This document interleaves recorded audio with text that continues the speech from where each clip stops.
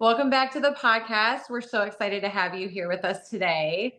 And today we have a really exciting episode. We're going to be talking with Dan Edwards. Dan was a survivor of the Bethel Boys Academy, which was also under the Lester Roloff Enterprises. You might be familiar with that from some of our other episodes that you've been watching or listening to. So I think that you're going to really find Dan's story very inspirational and encouraging. And without further ado, welcome, Dan. We're so happy to have you here. Thank you. Glad to be here. Yeah, we really are. We are so glad that you are willing to come on and talk about your experiences, and just hearing that it's not just the Bethel stuff. There was other things that happened and at other places. And it's just so funny how it's all enmeshed and entwined. It reminds me of a spider web. They're all connected. Yep. They really are. So why don't you start off by telling us how old you are, where you're from, and maybe how you got into the IBLP and then how you got into Bethel. All right. So I'm older than dirt. No, just kidding. My name's Dan Edwards. I'm 41. How I got into the IBLP and then Bethel, let's start back at the beginning. I was adopted when I was 3 days old.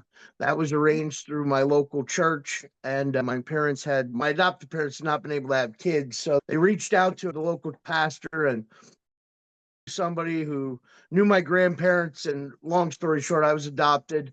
But that brings on, as a kid, that brings on a lot of feelings of abandonment, not wanted. And I've talked to a lot of adopted kids that all had the same struggle when they're young. But my adopted parents were extremely rigid, like old school church, they Pentecostal, but they were very involved in the IBLP. From the time it started out as the basic seminar, my parents were involved from the ground level up, to the point where we've sat down and had meals with Bill Gothard. And when Bill Gothard was removed from the IBLP, the guy who now runs the IBLP was at my dad's funeral. He flew in for my dad's funeral. So that's how involved they were. That in itself was rough enough because it's very cultish. There's a lot of stuff that I'm a pastor now, and there's things that, there's some truth in there, and there's some truth in what they would talk about, but it's a lot more of control and alignment with what their idea was. And they were just creating a mass of followers that paid. And that was their whole thing, was the money end, I truly believe. But then at about age 5, I was molested by a person in the church, one of my dad's friends, and they didn't believe me. And that started a whole nother issue. And so that was rough enough at 5 to understand what was going on. But then for your parents not to believe you, that was tough. And then, so right after that, I started acting out, I guess would be the word, right? And then again at 9, it happened from another person. So from 9 to about 12. Dan, I'm so sorry. 9 to about 12.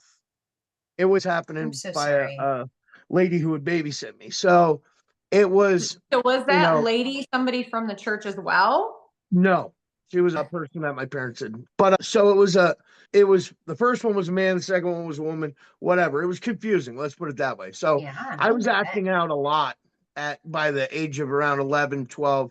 I was really pushing the envelope, and I didn't want to go to church 3 times a week anymore. And I'm thinking to myself at that point, if this is God and this is church, I really want nothing to do with anything. You know what I mean? I was already fed up. So I would push a lot and try and do everything, because my parents, they didn't have cable TV.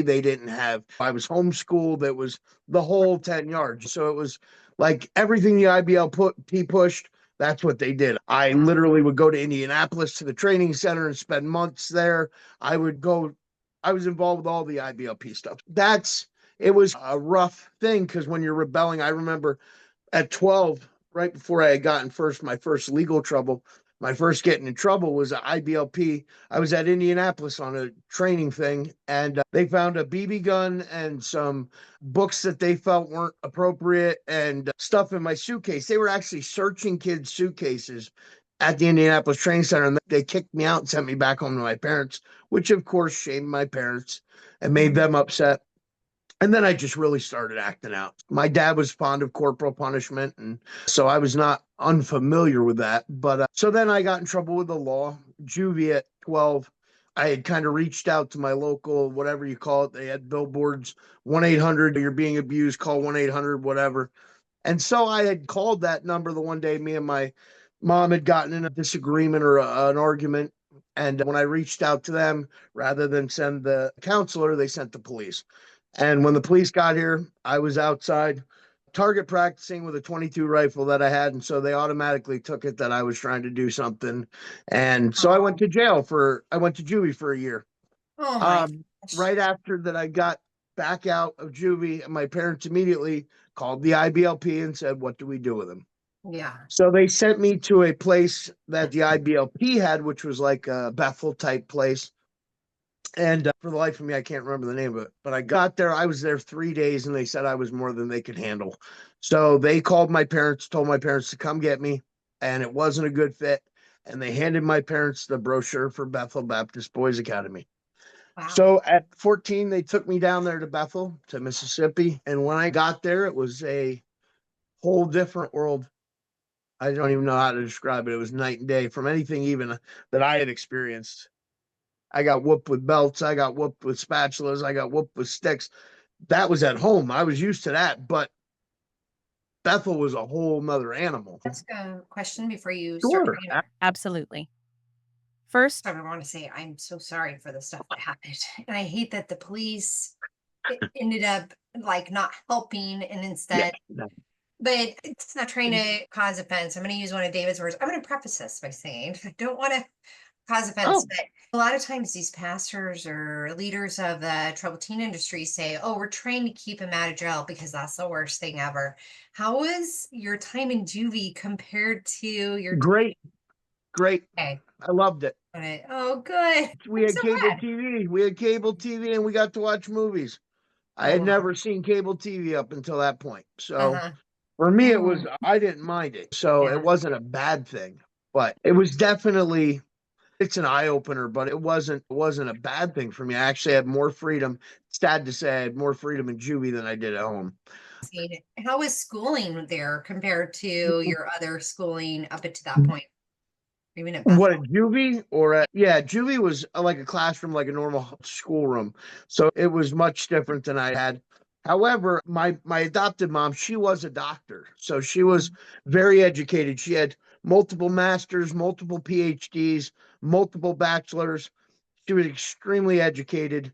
So education wise, I don't think the homeschool was such a bad thing Oh, because I did get a lot from it, but it was Mhm. just, it was a completely different atmosphere. So yeah. being able to be around other kids and stuff. I wondered later as we get into what happened in Bethel, I'm sure your education there was very What lacking. education? Right, exactly. Yeah, yeah. And just the environment and contrasting that to your time in juvie, I feel like these leaders, if we could take away their one biggest threat that they use against parents, oh, their kids are about to go to jail.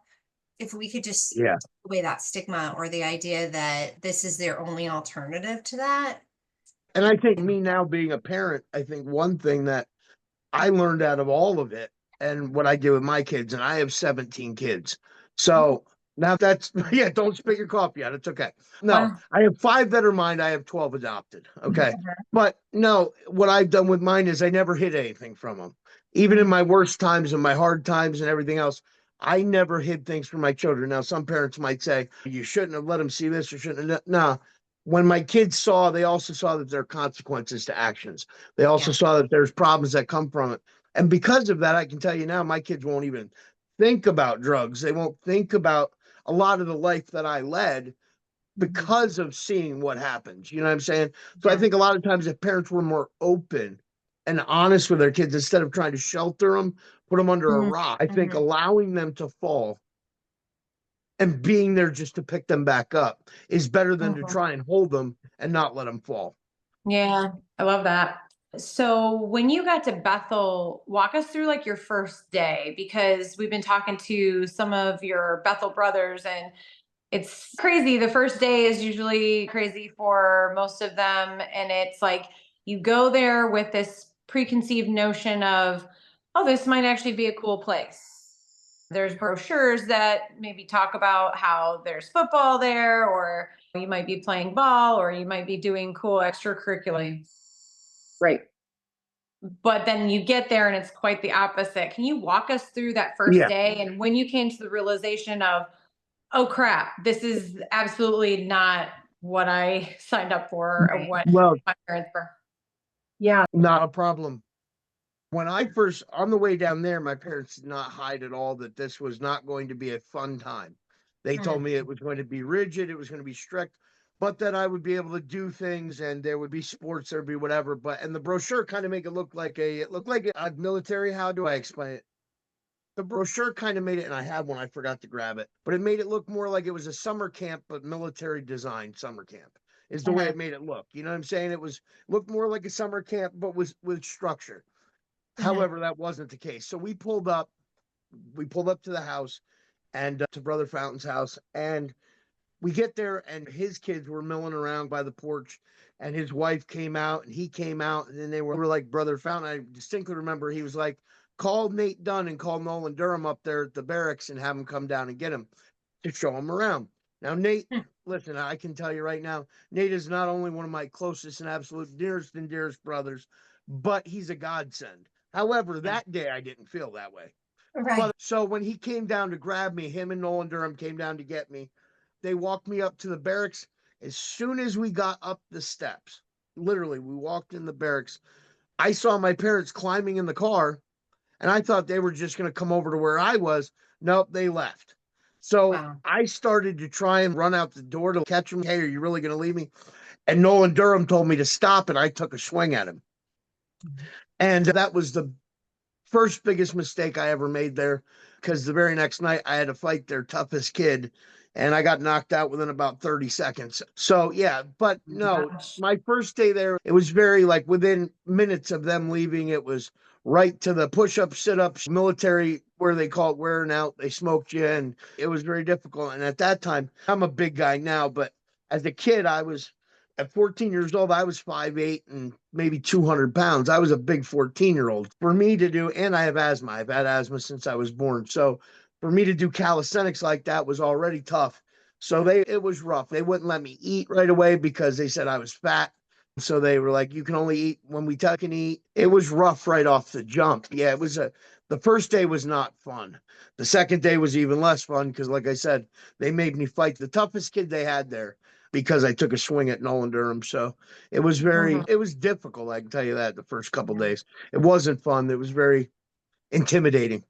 Yeah. Yeah. And did they ever have you doing like the hard labor? I know Oh a yeah, couple of the others were all the talking time. about the different things you guys had to do. I don't want to Were say the you word, involved? but they would put you on the end crew no matter that. I mean, that was every day. As soon as there were days we didn't go to school, they would just make you go out and work. We would do everything from build houses, build trailers, repair and paint equipment, and he would resell it, all kinds of stuff, manual labor. And he was fond of that. He would rather do that than have you in school. If the kids weren't listening at the school, which was ACE anyways, you graded your own work. It was real simple. If you know anything about ACE, it's about 10 grades behind what it should be. If you were in 5th grade or 7th grade, 8th grade, you were really doing like kindergarten work. So you would get bored real quick and you graded your own work. And if they didn't think you were paying enough attention, they'd just send you off to work and you'd be sling blading, you'd be cleaning up the ground. They'd have you dig ditches. That stuff wasn't that bad. It was the punishments were the bad part. That was where it got real severe. So that wasn't a punishment? No, everybody worked every day. You worked. Wow. That wasn't a punishment. Being on the end crew wasn't a punishment. That was a daily thing. So, Wow. let me ask you a Yeah. question about the in crew. That name came from them. Oh yeah, From he Herman would say that Fountain. word all the time. But were there any black kids Yeah. that were there? Yeah, And he absolutely. made them be on that crew? That was where they. Absolutely. No way. That is Yeah. so racist. I can show you pictures. I have pictures I took there, but there was a kid there, Luke Corbett. He was 13 years old, black kid, and oh yeah, he would absolutely. They threw the N word around like they were the Klan. Let's put it that way. It was Wow. everywhere. In Wow. fact, inside the chow hall, when you would walk in the chow hall, directly above the fireplace was a picture of Robert E. Lee and a rebel flag. So, Which is crazy to me because I don't know if you were there when William Knott was there, but I was William there the whole Knott, time he was there. Yep. okay, did he not have a problem with that? No, he used the word as much as they did. Wow. Okay. Cool. Incredible. I don't even know what to say to that. Yeah. I don't know either. What do you say to it? I know. I don't know. That's messed right now. up. Yeah. So when David's editing, this will be a huge section of all of our silences. He'll probably get all of us are just like, what the heck? How do you have a black drill instructor, which, you know, whether he was or whether he wasn't in the Marine Corps for as long as he says, whether he was or wasn't a drill instructor, he was in the Marine Corps. There's no way to know the stuff he knew without being there. I have a son currently in the Marine Corps, and like he knew what he was doing, but for him to just sit there and openly use that word himself and to call other people that word, that just, it's shocking. Like it's not normal. And that pineapple, that reminds me, I gotta send you guys the stuff my husband found. I'm so sorry I forgot. We ended up getting, like I was telling you, we had pneumonia and we had the flu, where Sean had found this stuff about William Knott, that he was not in it for as long as he said, and no special forces, anything like that. But I am sorry I forgot. I'm gonna write that down. I've got, From what I found out, he was in there about 4 years.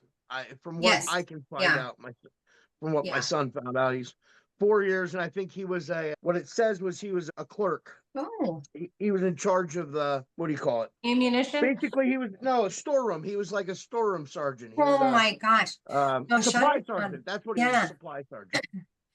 That's interesting. I'll have to see, because I know Sean had found where for a while he was the lowest of the low as a grunt. He carried the ammunition for the people that actually did the shooting, and found someone that worked there with him, that not worked there, was in the Marines with him, and said he was just a jerk back then too. Yeah, he was very, I mean, he did drugs while he was there. They found drugs in his car the one time. He would leave on the weekends and take off to Mobile, Alabama, or Hattiesburg, Mississippi, and he'd be gone for the whole weekend. And when he'd come back, there were lots of times you could tell he was high, and he was a mess. And there was something that was being molested, people, what they're like when they are that way. Yeah. And he would intentionally walk around with his boxers like hitched up and like loose boxers so it hung out or stuck out. And he would intentionally just walk around like that, and he would make you pee in front of him, and just stuff that wasn't normal. You know what I'm saying? Yeah. And that's disgusting. Yeah, we found out now that a lot of the young kids he would pick a young kid and make them he called them his house mouse, and they would stay in his room with him and keep his room clean. And we found out now that a lot of them did get hurt by him in that way. Oh, that's just terrible, terrible. So when you talk about the hard labor that they had you doing, and that was like the daily routine, right? But then you also talked about like punishment. Give us an idea of what kind of punishment you guys would be subjected to, and who was doing the punishment. They would either have senior cadets, because a lot of times the way, and I've seen it in other situations like the IBLP, stuff like that, they'll have people under them do the dirty work so that they don't have to get their hands dirty. So a lot of time they would have the senior cadets like Nate or like Nolan Durham. They would have them punish us, or drill instructor Knott would, or Bubba Fountain, Brother Fountain's son. He would do a lot of it. But punishments, it could be anywhere from 3 or 4 hours straight of doing duck walking and bunny hopping and lifting trunks. We had foot lockers that were made out of solid plywood that were full of like our clothing, and they weighed about 80 pounds, 90 pounds. Picture teenage kids squatting them up and down for 4 hours straight. That was nothing. They'd turn the heat on all the way, turn the showers on to hot, and close all the doors and windows so that it was like a sauna in the building, and then do that on top of it for hours. And that was a nice one. That was actually okay compared to other stuff. We would run 7 miles every morning. You got up at 5 a.m. You ran 7 miles. You get back to where the National Guard building was. You do wind sprints and fireman carries and leapfrog type things for an hour to cool down. And then you'd run back to the barracks, quick get dressed, change, wash up, go to chow. You march to chow. You'd have, if you were If they weren't mad at you, you'd have 20 minutes to eat. And that's with everybody going through the line. So if you were the last guy, you were in a world of trouble. If they weren't happy with you, you might have 5 minutes for everybody to get through the line, get your food and eat. And then you're right back out. Then you'd go back to the barracks for a few minutes, get dressed, changed over, go to school or go to work. And then if you did something along the way that ticked them off, next thing you know, you're getting punished. Bad punishments. Personally, I've had to hold an electric fence where they watered you down with a hose while you're holding an electric fence. They called that riding the lightning. We would literally get put in a pool and have to tread water for 5 hours straight. If you felt like you were drowning and reached for the side, they'd kick you in the face, hit you with a stick. Drill instructor not carried a pickaxe handle with him that he had carved, and that was his favorite tool to hit you with. But Bubba would use switches. So if you reach for the side of the pool, and if anybody's ever had to tread water for 5 hours, well, that's a long time. And even especially as a teenager, treading water for 5 hours is not easy to do no matter who you are. But if you reach for the side of the pool, they'd shove your head under. I've watched guys have to get resuscitated. There's many punishments that were not fun. They would also set guys up to get beat up. If a kid was gay, they would literally give you the sign and tell you to blanket party him, which was you'd pull a blanket tight over him. Everybody else would put soap and socks and beat the ever living car out of the kid. That was the not nice punishments. Personally, besides riding the lightning, the worst I had to do is in wintertime, which there's not really snow on the ground in Mississippi often, but can get bitter cold. They would make me stand outside my underwear and water me down with a hose for about 8 hours in the freezing cold. Stuff like that. I'll never forget Sabrina, when the girls were there for a while before we did the girls' home. Sabrina remembers vividly, and I remember the night. They were wearing us out for about 8 or 10 hours straight and making us do PT for hours and hours. And one kid actually wrote on the window, "help," in the steam. Oh my gosh. And the girls were over in the other building hearing us screaming and begging. And so think of the trauma they went through just seeing that and not knowing what was going on. And yeah, it just, that was, it was bad. I was there 2 years and it was hell. There's no other word to describe it. What years were you there? Just so that we can figure who you were there with other people that we've talked to. So I was there, I can't say exactly because it all runs together. So it was either in November of 97 to January or February of 98 is when I got there. And I left in the end of August in 99. Okay. It was right in that, because I turned 15 and 16 while I was there. So my birthday's in July. So I know July 98 I was there, July 99 I was there. But I know I got there, drill instructor not got there the end of 97 or early 98. And I was there when he got there, and then when he left, and then when he came back. So he left for a little while in 98. Did you see a big change from the time you started there to the time that William Knott arrived through those two time periods? I was there for maybe a couple weeks before William Knott got there. So I really didn't. I didn't know much else other than him. Okay. But I know it was from everybody else that was there for months before me. It was a shock to them, and I could see how much of a shock it was to them. Okay. So when William Knott arrived, was it immediate that things were going downhill? He took over. He literally took over that day, and it was it was his show from that point on. Did anyone ever try to fight him? Oh yeah, in fact, he got knocked out a few times. Oh. Nice. So the guy that I had to fight that second day I was there, his name was Tommy Schmiedelberg. He was actually a tough kid. He could box. He was big. He wasn't like size-wise big, but he was muscular. He could fight. And drill instructor Knott fought him because drill instructor Knott, he could box. Whether he was Golden Gloves or not, I know he wasn't, but he said he was. But both of them could box. But Schmiedelberg, the one time I distinctly remember, drill instructor Knott, and Nate remembers this too, he was there for it too. Drill instructor Knott was getting ready to leave for the weekend. So he had got himself all dolled up and he had his Marine Corps uniform on. He was getting ready to strut out the door to leave for the weekend and go see somebody, whatever. And we were all circled up and we were getting ready to have our fights. And Tommy had said something to him and he pulled his dress shirt off. He unbuttoned it. and he was just in his wife beater and his dress trousers. And he said, "Come on, give me the gloves." And he thought he was going to quick rough him up. Within about three, 4 punches, Tommy had him leaking all over his shirt, and then he knocked him out. Awesome. And that happened more than once. I've seen it happen at least twice. So Wow. Tommy got him a few times. That's nice. Yeah, that is Yeah. awesome. The way, yeah, I'm not gonna lie, it was definitely, he earned it. I'll tell you that. Yeah. Yeah. Do you know, so I find it interesting that he was going to put on his Marine outfit to go. You're not supposed to wear it. Yeah, You're not. And I know. you know that from your son.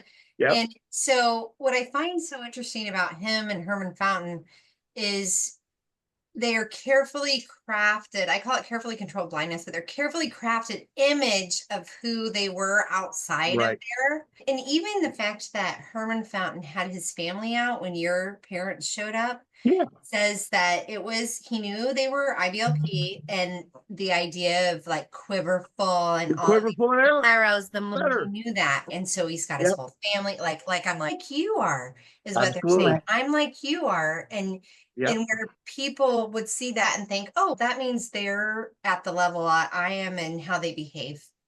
And so Right. when you got back, I just want to, did you ever try to talk to them about this stuff? So we're going to jump ahead, but my parents, so the reason my parents pulled me out. So my dad was the one who, my adopted dad was anybody who's been around that program, IBLP, the man is the boss, period, end of sentence. That's just the way it works. Right. Plus my adopted parents were a lot older than most parents. So my adopted parents were born in the 40s. My adopted mom was born in 1950, but he was born in the 40s. So they were more of that way to start with, just the way they grew up. But so my dad, you couldn't tell him anything. Like, he believed what he believed. There's possibility of other things or theories or reasons, or he always thought I was trying to get out of more punishment or trying to get out of the discipline.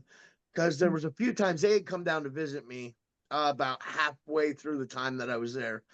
And his brother Fountain had told him, yeah, he's doing better. He got rank. He's listening now. You can come down and see him for a few days. When we went out, we left the property. We went to a hotel. I tried to tell my parents what was going on. They didn't. He just kept saying, yeah, you're just trying to come home. You ain't learned nothing yet. You're already trying to get out of it. You've only been there 9 months or whatever. But my adopted mom, like I said, she was extremely educated. Not that my dad wasn't. He worked for the government. He went to Bob Jones University. He was educated. But my mom was very educated and was a physical doctor. She was a medical doctor. So when she started seeing that the responses, I think she was more in tune to the responses that I would give when I would say things, or just the mannerisms that I would put off. Right. And I think it started like certain things that I would just, the way I would write certain letters or the way I would say things on the phone, even though they monitored the phone, and still just the way I would say things or the tone of my voice, she started getting the hint. And later, when they did bring me home, it was because she had figured out that something wasn't kosher. And later on, a few years ago, before she had passed away, she had said that she realized that it was not a good place and that she regretted sending me there. I never heard that out of my dad. Don't get me wrong. We patched our relationship the year he died. We spent a year and I had to take care of him. So we patched things up, but he never would have acknowledged that there was an issue there. That was not. I'm so sorry.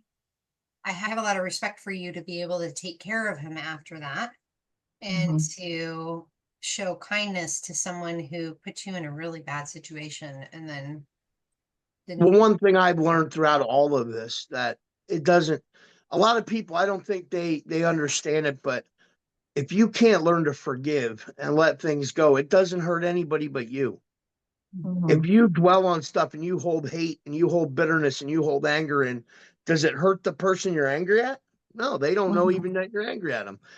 They don't know you're bitter. They don't know you're mad. So the only person it really takes down is you. And honestly, if you hold hate and bitterness and anger in, guess what? They're still in control. They're still part of your head. They're still, you know what I mean? So I had to learn to let go and let go of the anger and hate. Because after Bethel, when I got out of Bethel, I was hard. I was a hardened, there was nothing nice about me. And right after that, my parents kicked me out. So 16, they threw me out because apparently I hadn't learned enough of a lesson. So I immediately got involved in motorcycle clubs and organized crime. And I did a lot of not so good things, drugs. And I ran with a lot of rough people in and out of prison, did a lot of nasty stuff. And with all of that, going through all of that, I had to learn that, look, if you don't let it go, it's just going to sink your ship. You got to let it go at some point. It was easier for me to let go and forgive and just try and figure out a way to cope with it than to just hold it in and keep blowing up or having issues because of it.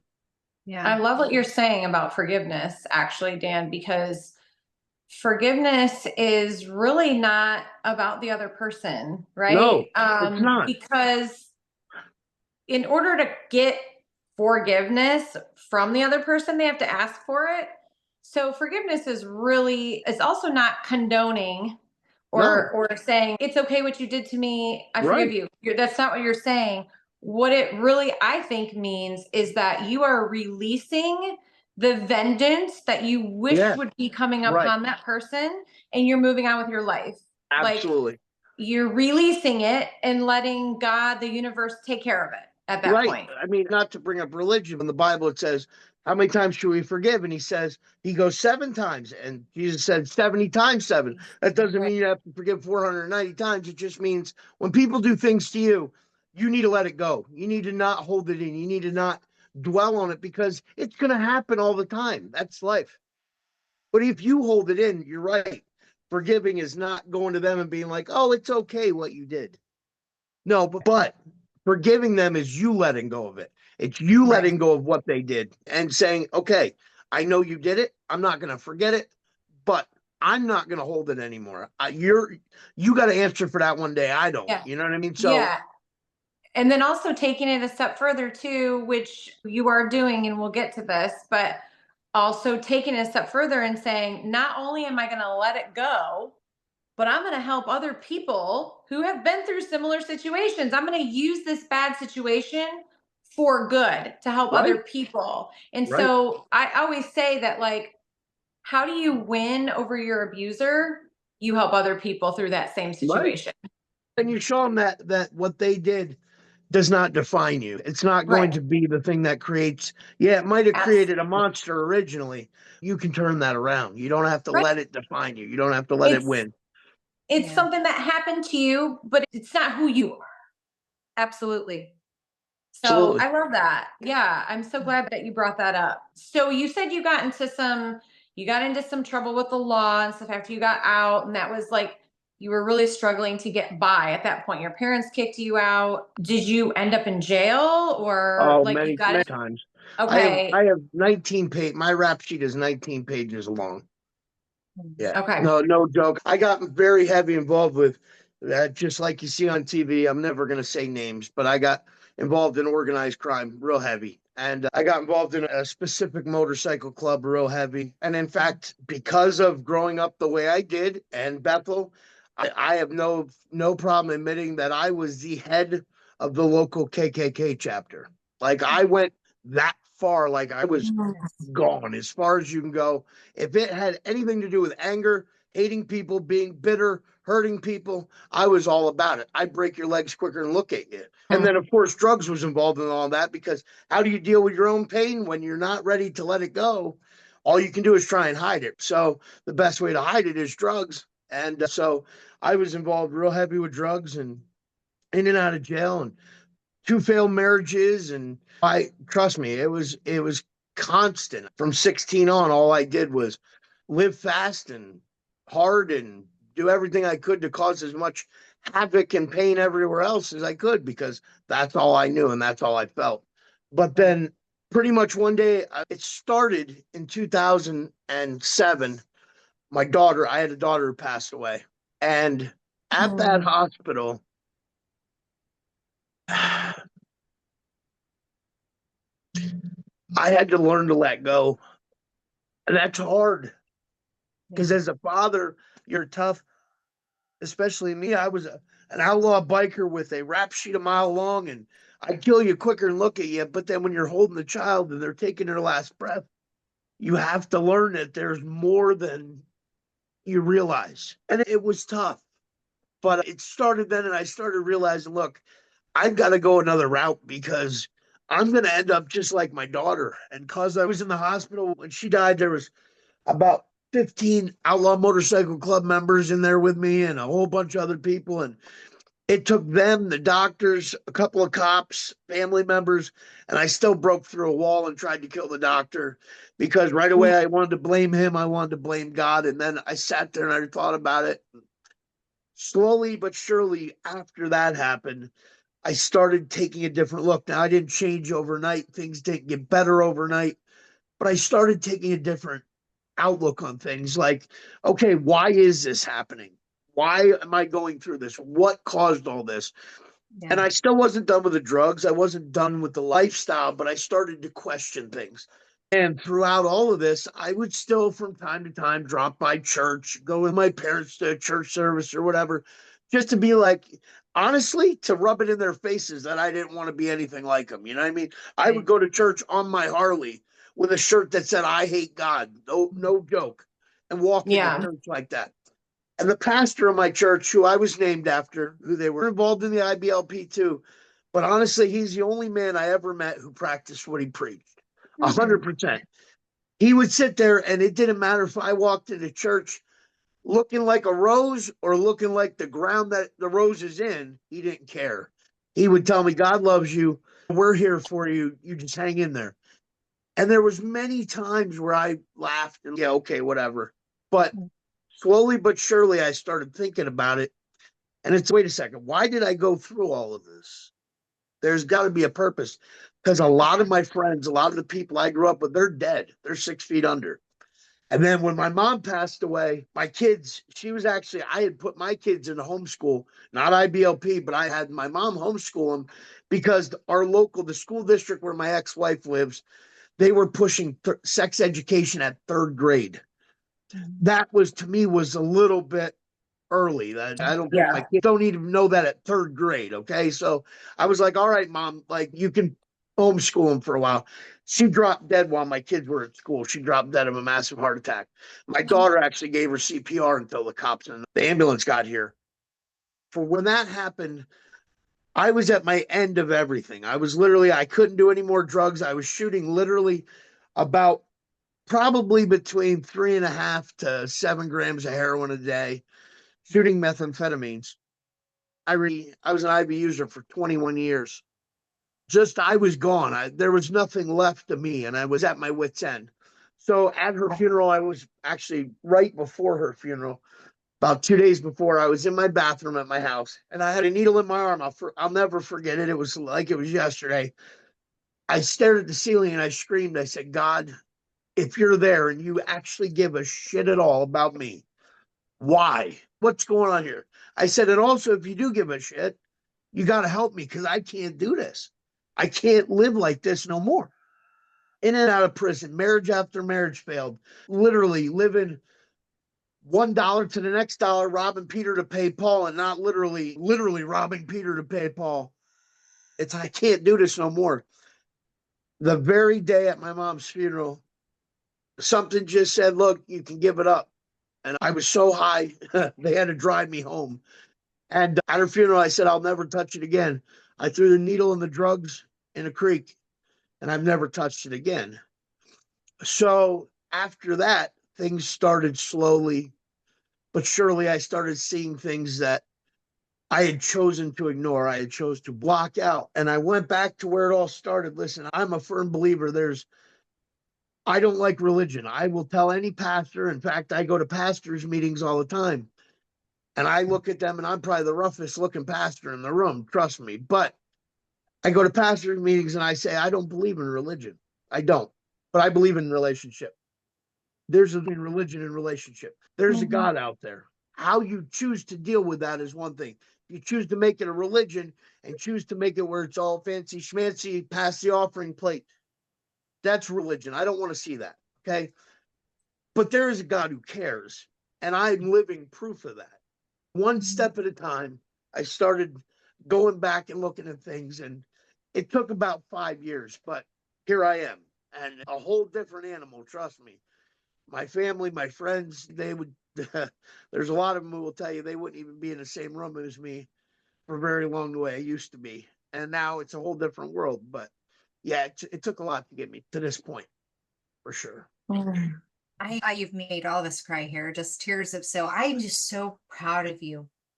I have to Mhm. tell you, and I just have such respect for you for all the things that you went through. And then to make such a strong decision. And I don't know if I told this before on any of our other recordings, but Sunday we had a live with the process of healing. And one of the cards, Becky, one of the gals that we is a part of our group, had a card about faith. And it said, faith is the belief in something greater than your pain. Yep. And Mhm. and what you're talking about just reminds me of that, and how for people that don't necessarily believe in the idea of specifically of this God or a God or whatever, they're still greater than them that can care Right. and help, and where love and people can come together even to support a Absolutely. And you know person. what's funny? You sit back and you think people who don't believe in a God or a specific, whether it's Jesus, whoever. But if you've done any research or any study, I have a little bit of education. Okay, I learned how to read a little bit, and I've read the Nag Hammadi, I've read the Buddhist manuscripts, I've read the Mormon Bible, I've read the Quran, I've read the King James, the NIV, the TLB, the you name it. I've read them. I have the Greek and Hebrew, and I have the Jewish version. So I've read them. What's funny is if you look at every religion, they all have the same stories, Yeah, lots just of different names. Just love. different names. I So love it's that. kind of, you believe basically all in the same thing. Just when we turn it to a religion standpoint, then we're shoving something down somebody's throat. It's not religion, Yeah, it's just love. It's love and care for other right? people, that compassion. And so you say that you extricated yourself from this stuff. Can I ask for the K? Did you just go in and give your resignation?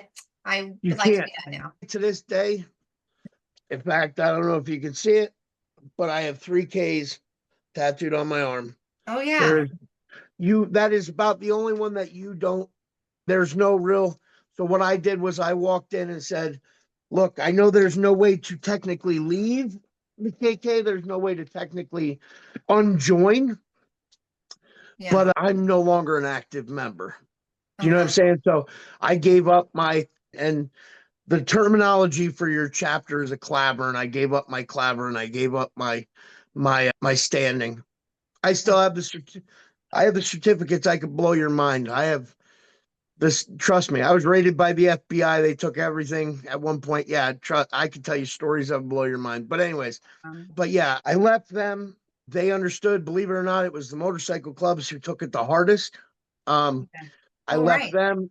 I took a beating and spent a Oh little yeah, they time have in the to hospital. beat up, right? I took a more than a beating. I ended up in the hospital for a while, but just recently they asked me to come back, and I told them I'm sorry, I can't. And they were like, why? And I said, look, number one, I said, I'm now a pastor. I have a ministry. I have a group of people that I take care of every day. I run a sobriety program, et cetera, et cetera. They didn't really want to hear that. In fact, at first they told me to watch my back, be prepared, you're going to get it, and blah, blah, blah. And I sent them a nice long message and said, look, it's not that I don't love you. It's not that I don't care about you. I said, I still ride a Harley. I still love you guys. I'd take a bullet for any one of you.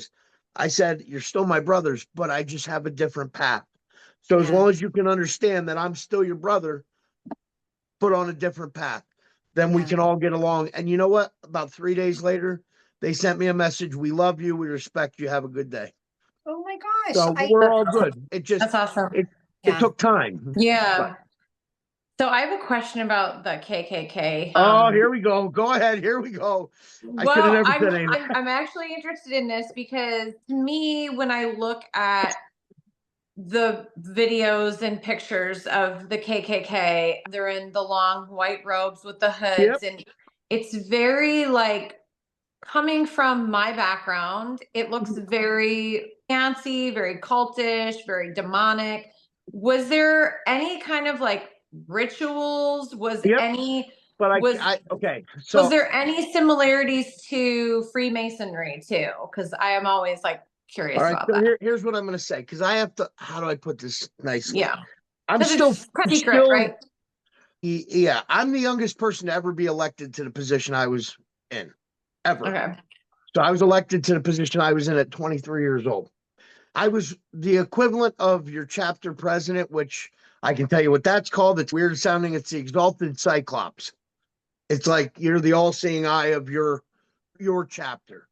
Your nighthawk would be like your sergeant of arms, and then it goes down the list further and further. I was the exalted cyclops of the Northeast chapter of Pennsylvania. When the feds raided Reading, Pennsylvania, and raided the headquarters and took a lot of the guys away, I was the only one. So I was the highest member in Pennsylvania, period. There are a lot of rituals and rules and things to do. In fact, if you have Amazon or any of those wonderful sites where you can look up books, I'm sure you have Kindle or one of those things, you can actually look up a book of the ceremonies and things of the Klan. There's an actual booklet, which is old, but you can get a digital copy of it. So if you want to look a little further into that, you can.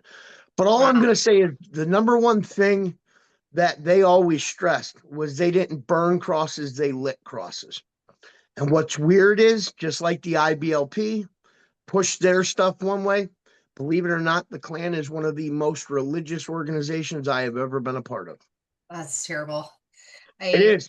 And you know what the worst part is?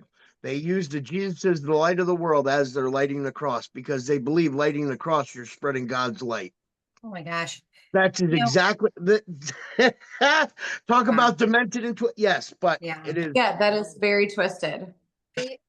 What I find so interesting about our conversation today, Dan, I have to tell you, again, I know when I said I really have a lot of respect for you and I find what you've done honorable, honestly. But I didn't do nothing special. This right here is honorable because you've chosen to take the pivot point in your life that led you to this stuff, and that's what you want to talk about.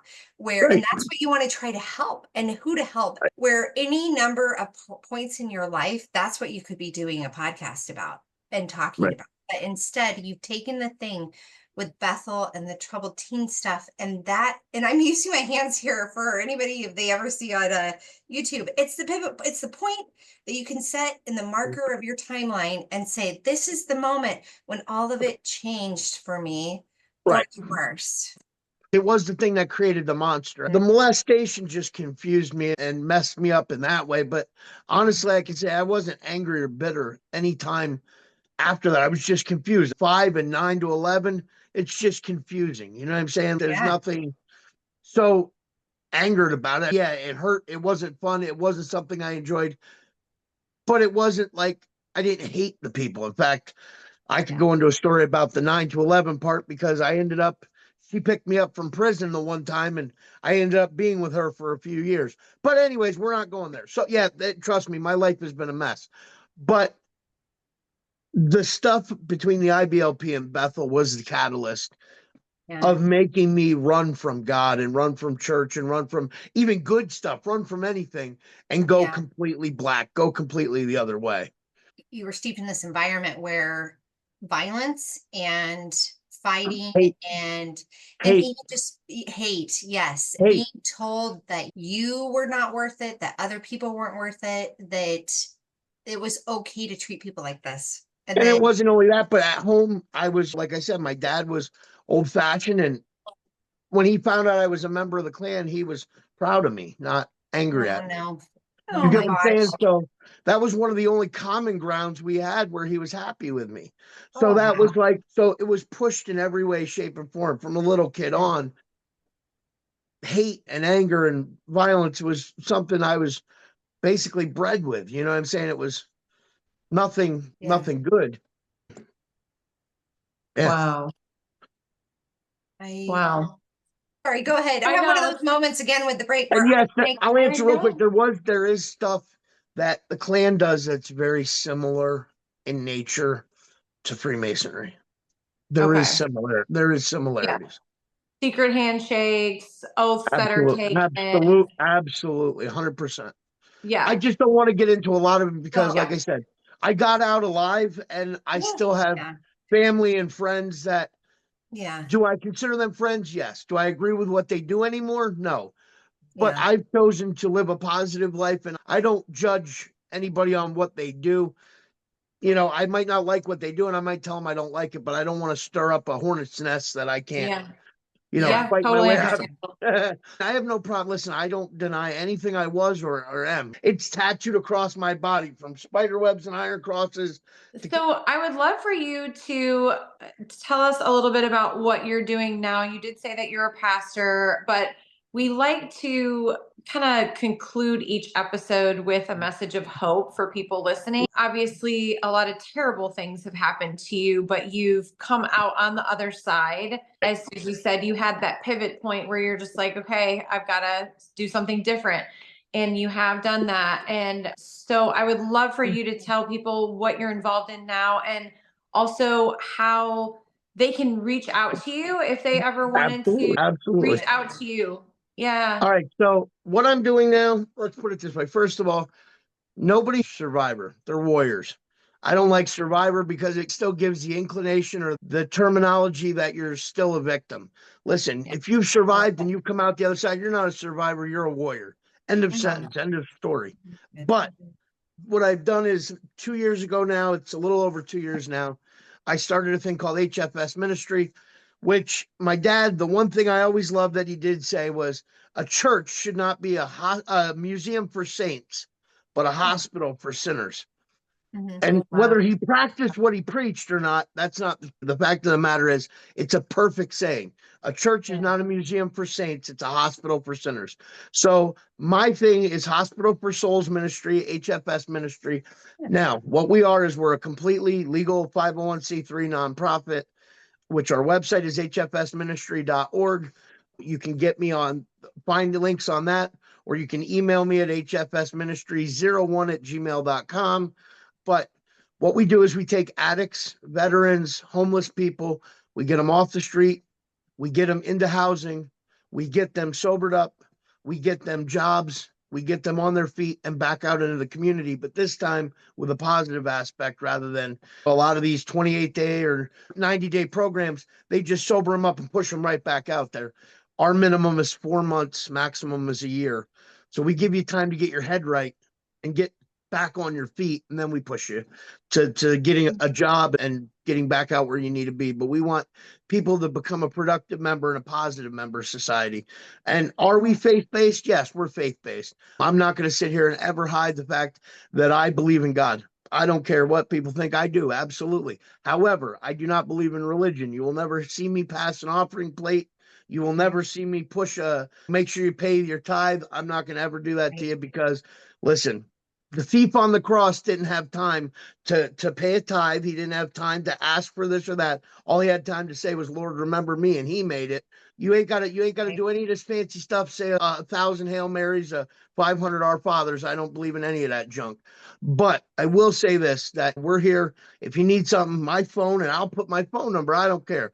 484-602-7539. My phone is on 24 hours a day, 7 days a week, 365 a year, 366 in a leap year, next to my bed at all times. It's always on. I'll hear it.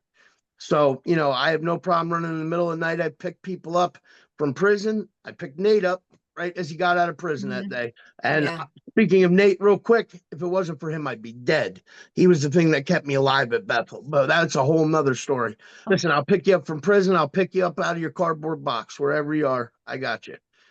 I love it. Oh, Love it so wow. much. And that actually makes me want to cry again too. I know, right? Your passion for what you had before, and I say this a lot on our show, like your passion has become compassion, where you were passionate about this other stuff you were doing when you got out of Bethel, and you had a lot of energy and passion and hate, but it's morphed into compassion where you want to alleviate the suffering of others. Yeah.